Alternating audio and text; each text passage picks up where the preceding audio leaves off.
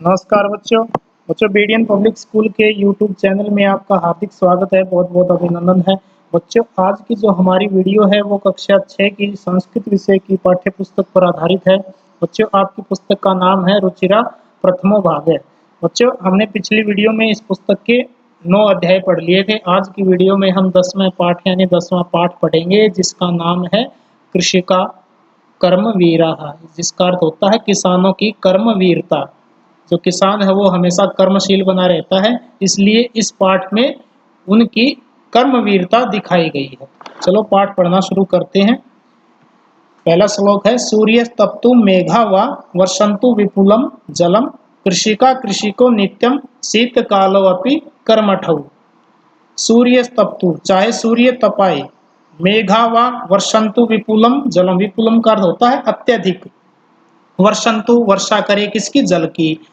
चाहे सूर्य अत्यधिक तपाए या बादल अत्यधिक वर्षा करे।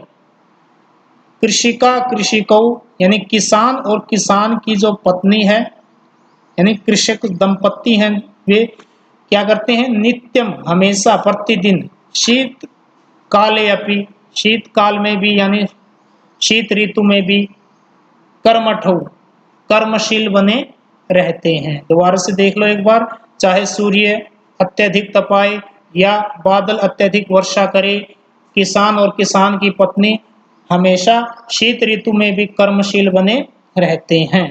दूसरा है, ग्रीष्मे शरीरम सस्वेदम शीते कंपमयम सदा हलेन च कुदालेन तौ तु क्षेत्राणि कर्षत है। ग्रीष्म यानी ग्रीष्म ऋतु में, गर्मी में, शरीरम शरीर को, सस्वेदम पसीने से युक्त, उनका शरीर ग्रीष्म ऋतु में चाहे पसीने से युक्त हो, शीते कंपमयम सदा, शीत ऋतु में चाहे वह सदा हमेशा कंपाता रहे, हलेन च कुदालेन यानी फिर भी वे हल से और कुदाल से अपने खेतों को जोतते हैं।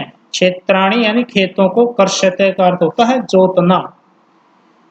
ग्रीष्म ऋतु में चाहे उनका शरीर पसीने से युक्त हो, शीत ऋतु में चाहे उनका शरीर कंपता हो, फिर भी वे हमेशा हल से और कुदाल से खेतों को जोतते हैं।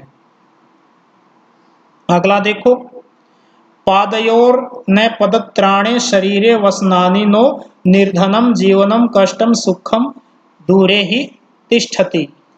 पादयोर न पदत्राणे, पादयो यानी उनके पैरों में, न माने नहीं, क्या, पदत्राणे जूते, चाहे उनके पैरों में पहनने के लिए जूते ना हो, शरीर वसनानी नो, और चाहे उनके शरीर पर वस्त्र भी न हो, फिर भी निर्धनम जीवनम कष्टम, जो उनका जो निर्धन जीवन है, धन के बिना जो उनका जीवन है वह हमेशा कष्टकारी होता है। सुखम दूरे ही तिष्ठति, तिष्ठति का अर्थ होता है रहता है। सुखम माने सुख, दूरे यानी दूर, उनसे सुख तो हमेशा दूर ही रहता है। दोबारा से देख लो, किसान और किसान की के पैरों में न पहनने के लिए जूते हैं और न उनके तन पर पहनने के लिए वस्त्र हैं। उनका जीवन धन के बिना कष्टकर होता है, उनसे सुख तो हमेशा दूर ही रहता है। अगला देखो, गृहम जीर्णम न वर्षासु वृष्टिम वारयितुं क्षमम तथापि कर्म वीरत्वम कृषिकाणाम न नश्यति। गृहम जीर्णम, अब बच्चों किसान और किसान की पत्नी का जो घर है उसके बारे में बताया गया है। गृहम जीर्णम, जो उनका घर है वो पुराना है, जीर्णम माने पुराना है, और इतना पुराना है, न वर्षासु वृष्टिम वारयितुं क्षमम, यानी इतना पुराना है उनका घर, जो वर्षा होती है उनको उस वर्षा की बूंदों को सहन करने में समर्थ भी नहीं है, अर्थात उनका घर वर्षा ऋतु में टपकने लगता है। उनका घर पुराना है, इतना पुराना है कि वर्षा ऋतु को सहन करने में, वर्षा की बारिश को सहन करने में, उनकी बूंदों को सहन करने में वह समर्थ नहीं है। तथापि फिर भी कर्मवीरत्वम, उनकी जो कर्मवीरता है, किसान और किसान की पत्नी की जो कर्मवीरता है वो कभी भी नष्ट नहीं होती है। अगला देखो, तयोः श्रमेण क्षेत्राणि सस्य पूर्णानि सर्वदा धरित्री सरसा जाता या शुष्का कंटकावृता। तयोः यानी उन दोनों के परिश्रम से, श्रमेण यानी परिश्रम से, किसान और किसान की पत्नी के दोनों के परिश्रम से, क्षेत्राणि जो खेत हैं, सस्य पूर्णानि सर्वदा, सर्वदा यानी हमेशा फसलों से युक्त होते हैं। सस्य पूर्णानि फसलों से युक्त होते हैं, फसलों से भरे होते हैं। किसान दंपत्ति के परिश्रम से खेत फसलों से हमेशा युक्त रहते हैं। धरित्री यानी पृथ्वी, सरसा जाता, सरसा यानी हरियाली से युक्त, हरी भरी, जाता माने हो जाती है, कैसी, जहां पर शुष्क का कंटकावृता यानी जो धरती सूखी है, बंजर है और कांटों से युक्त है, हमें उस धरती पर कांटे ही कांटे हैं, ऐसी धरती शुष्क है, बंजर है, ऐसी धरती भी उनके दोनों की परिश्रम से हरी भरी हो जाती है। आगे देखो, शाकम अन्नम फलम दुग्धम दत्वा सर्वेभ्यः एव तौ क्षुधा त्रिशाकुलौ नित्यम विचित्रौ जनपालकौ।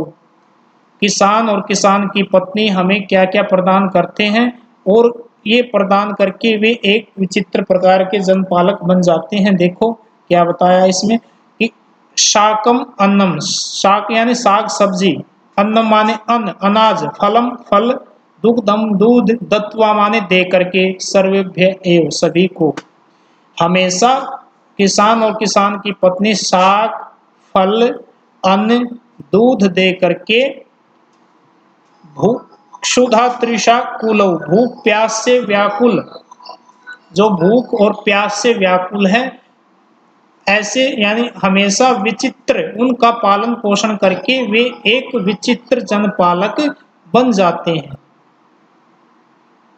किसान और किसान की पत्नी हमें साग सब्जी फल दूध दे करके और भूख प्यास से व्याकुल लोगों को, भूख प्यास से वे व्याकुल होकर के हमेशा इस संसार में लोगों का पालन पोषण करते हैं और एक विचित्र जनपालक बन जाते हैं।